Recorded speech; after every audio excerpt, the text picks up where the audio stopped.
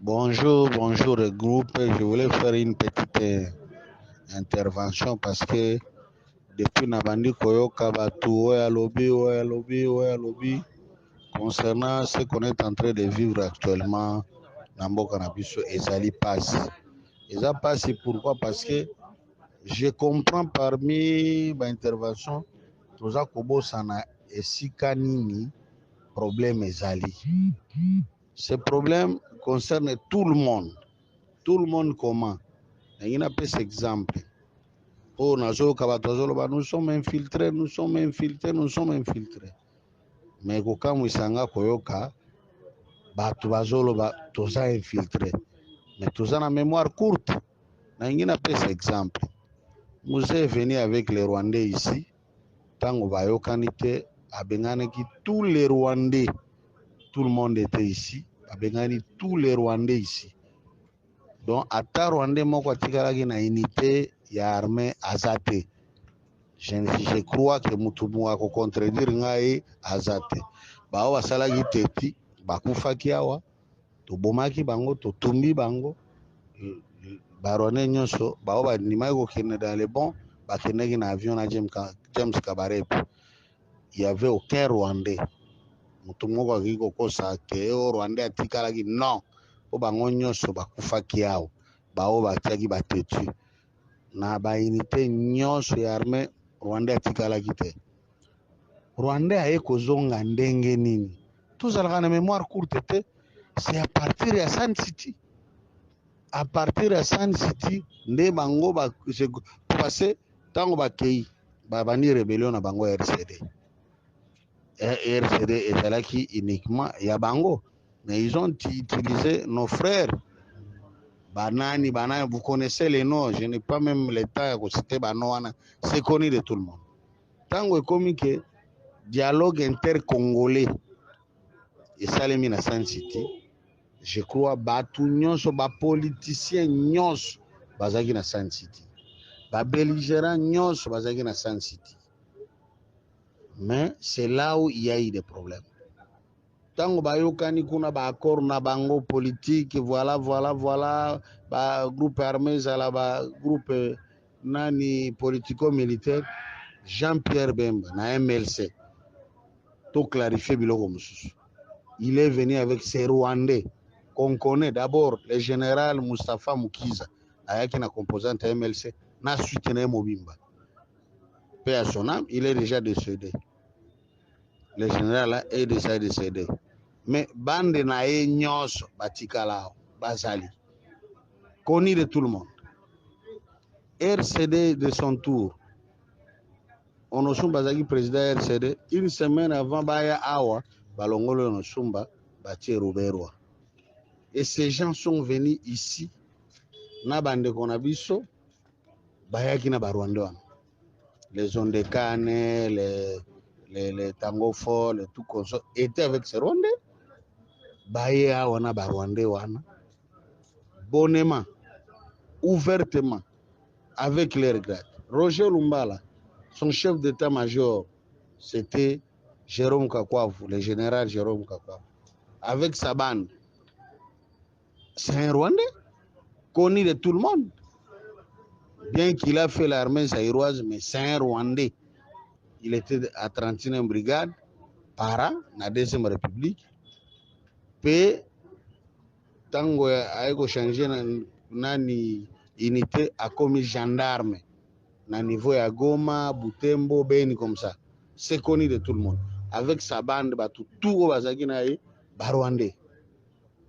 Mboussa Nyamouis avait un groupe de Rwandais, quelques Rwandais. Tango Bayaki, et c'est Bazaki Akobata. Bayena 1+4, tout le monde a vu. Yebisanga politicien nini, aboya, lobite. Bayo lokola baza Barwandais, bako intégrer armée na bisote, bayo lokola baza Barwandais, bako yate. Qui a refusé? Je mets tout le monde à défi. Les politiciens étaient d'accord. Tout ça, 1+4, tout va na bango. Personne a levé le ton à Koloba. Voilà, Ezabo. Personne. Pendant cette transition-là, tout ça, les brassages, tout ça, intégration armée, brassage, tout ça. Et c'est là qu'il y a combattu matin. C'est là qu'il y a combattu matin. C'est là où il y a eu des débuts à problème Nabiso. Ces politiciens se sont contentés seulement na ba poste na bango, na ba mbongo, ba honneur na bango. Ils n'ont pas su que ils a piège au batouana batie biso à la longue. Dis-moi, na biloko wana nyonso, yebisanga infiltration ils a wapi. Parce que quand on parle de l'infiltration, on voit quoi? Tozali awa mutu aye à s'infiltrer sans que biso toyeba tokutira esika moko boye il s'est infiltré. C'est ça l'infiltration. Mais bato baye bonnement avec leur grade. Pe na ba composante wana nde baye na bango. Bayebi ke ba oyo eza boye na boye na boye na boye. Personne n'a déclaré tala boye na boye. Personne. Bazui pe ba grade awa. Basali pe musala awa. Imaginez-vous depuis transition. Ba intégrer armée, basali pe brassage, et à la police, et à la nini. Yebisanga politicien oyo alevaki to. Habité, j'élève mon ton parce que j'ai constaté ceci et cela. Personne. Ils étaient tous derrière ba poste na bango, ba jouissance na bango, ba mbongo na bango, tous ils ont oublié un élément. Mais aujourd'hui, on comprendre que Moutou Bandi Koloba, il se donne les listes, Yakoleka, nous sommes infiltrés. Mais ça, c'est être naïf. Ou peut-être terme Moanande Boyebi Angote. Parce que tous ces gens étaient identifiés. Basali, ba contrôle biométrique, ba unité respective na bango et yebani. Bazo salape baezo yebana. Pendant tout ce temps. Pendant tout ce temps. Sokotali, bayaki na ba composante na bango. C'était une armée de composantes. Tango basali fusion, intégration na brassage, basala yango pona nini, bayoka na Sun City kuna. Et tous ces gens au bayaki na bango, et c'est ba déclarer que toboy bino fobo bino bosonge pa na bino. Non. Mais bazo boya koloba vérité ko ça peuple congolais vérité là où il y a des problèmes. On se comprend. C'est ça notre naïveté à partir de temps où les policiers bomba et comme nous sommes infiltrés, non, on n'est pas infiltrés. Nous l'avons accepté nous-mêmes d'abord. Tony Mabayerer, tous ces politiciens qui ont participé le dialogue à Sun City, baza dedans, baza à la base de la calamité autocomi qu'on vivre l'élo. Baza à la base de la calamité autocomi vivre l'élo. Parce qu'ils ont accepté.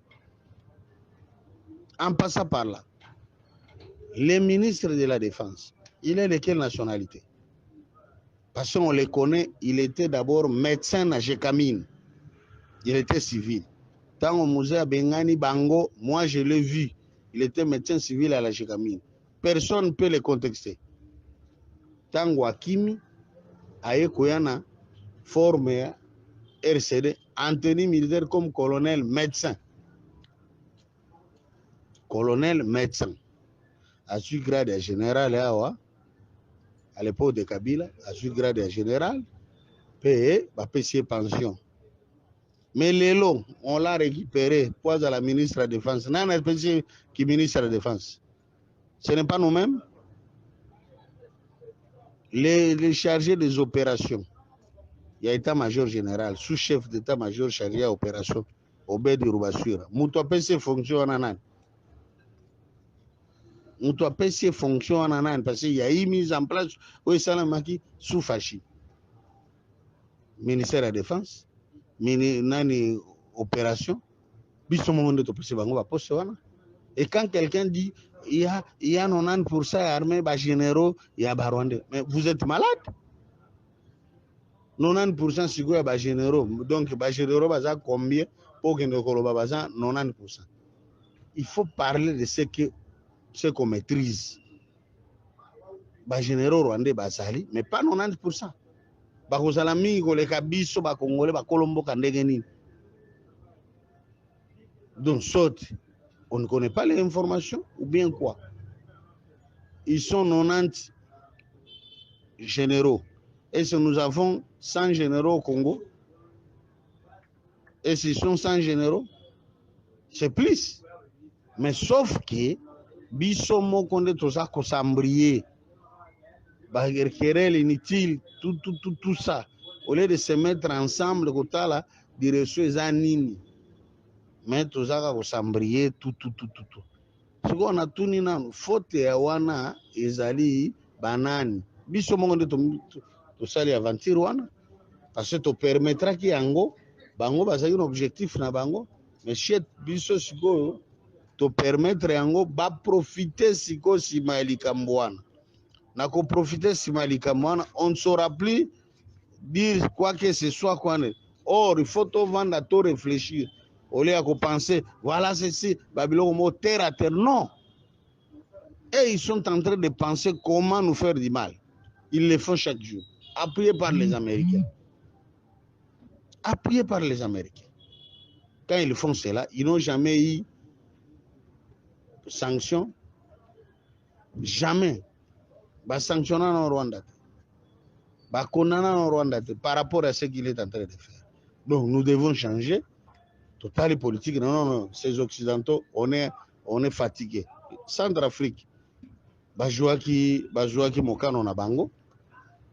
Bakomi na baris. Et c'est des autres organisations en Centrafrique. Au Mali, c'est la même chose. Pourquoi pas nous pouvons le faire, nous ne pouvons pas le faire. Mais nous acceptons tous en baris. On change la politique complètement. Au Congo na Rwanda on a kobanga. Mutu akotisi ba Ougandais awa qui ce sont nos amis. Eza biso moko te na bakore ya lobi awa. Et c'est tomezeraki conséquence que ba Ougandais na ba Rwandais ba boma bandeko na biso na Kisangani. Avec tout ce qui s'est passé na guerre à Soujo. Si peut-être Bango a perdu bandeko te, nous avons perdu nos frères. Et ça nous fait mal. Et l'Ouganda devrait nous payer combien? 11 milliards. Est-ce aujourd'hui, avec le nouveau gouvernement, et on va traiter ça à l'amiable. C'est ça l'amiable. Tala lelo ba Ougandais ba baluki biso ba komi demain china bandeko na bango parce que tout ça kotika la tout ça ko changer te à un objectif na e pour na balkanisation mboka na biso mais biso de rendre bango ba camarades baye contester force na biso armée na biso baye comme ba ami o bani ba tonga 250 km ya route nana permettre bango biso moko les accords ya ba minerais ya Kivu ba traitaka rongo na Rwanda eza biso moko ne to permettre yango te. Accord ya société ya Kagame et ya kosala na Sakima société minière de Maniema o ezaki somenki kala. Ce n'est pas nous qui signons ça, c'est nous qui avons signé ça récemment. Et c'est tout ça qu'on mesurait biloko wana nyonso toza ko armé militairement ni économiquement pays wana. Non, sont quand même sérieux. Tony Mabayerer na biso. Mais parole nous sommes infiltrés ya wapi. Sans citer bosali awa Barwandais baye ouvertement. C'est une contribution que je devrais passer. Tout le monde parle de infiltration. Non. Ces gens sont ici connus dans les unités respectives là-bas. Qui a un mot d'ordre. Bon, finissons avec ces gens. To bandi bango kaka nenge salema kana musée. Eloko makasi za wana te. Tozo bangani. Qu'on les fasse. To banana bango awa. Comme ça le reste to aussi sango na histoire. Parce que to ibi wandako na bango baza awa sala kamisala bayanga na ba bureau banini. Le peuple doit se soulever. Na sens wana tokotika la na ba réseaux sociaux toza infiltré longola na no bazana olongola bango nini sans la révolution kolongola bango ndenge na modèle bon parce qu'ils sont venus bonnement eloko kolongola bango ka ezali soulèvement populaire ko Rwandais tout oyo aza soki o Nyamulengo ceci ale to attaquer bango soki kotumba bango totumbi bango une fois pour tout to signer soki Rwanda akoya to bundi mais tozali sikoyo sima ya Russie qu'on soit appuyé par la Russie parce que so tozeli kaka oh États-Unis aza ko appuyer bango Grande-Bretagne aza donc Union européenne nyonso iza ko appuyer bango. Le roi est venu ici, qu'est-ce qu'il a dit? Des congrès pour le Congo. Il n'a rien dit. Il dit seulement votre sécurité dépend de vous. Cela veut dire prenez-vous en charge. Donc avec tout ça, nous devons faire quand même quelque chose. Okay. Nous devons quand même faire quelque chose dans le sens nini. Ce qui va tout se soulever, allez, to côté de banda kona to sila na bango awa. Parce que quand nos frères souffrent là-bas, ils meurent là-bas, bango basawa. C'est énervant quand même. Ça écœure mal. Un Congolais. Non, non, nous devons prendre conscience à Kotala, wapi to bandaki ma malade. Parce que quand un médecin traite quelqu'un, aeba aluka kana no aeba source ya maladie wana. Ba diagnostic wana ba scanner ba ni nyonso za kapona ni pona koeba source ya maladie. Mais biso to ebi source ya difficulté parce que c'est ça nti nde elipso makambo. Na ba impliska. Nde elipso makambo. Na ba politiciens nyonso baza wana bango ndi baza la base ya babiloko nyonso parce qu'ils nous ont dit au nom de la paix voilà voilà c'est ça la paix qu'ils ont cherché au lieu de protéger cette paix na kotia bagarde fou mususu on s'est laissé faire babienga ba Gérofard ouin oya l'équipe ministre vice-président ou ceci voilà voilà là où nous sommes aujourd'hui mais bon c'est un débat mais je voulais donner un petit éclaircissement par rapport à infiltration, par rapport à ceci et ça. Tout ce qui est tout se prendre en charge.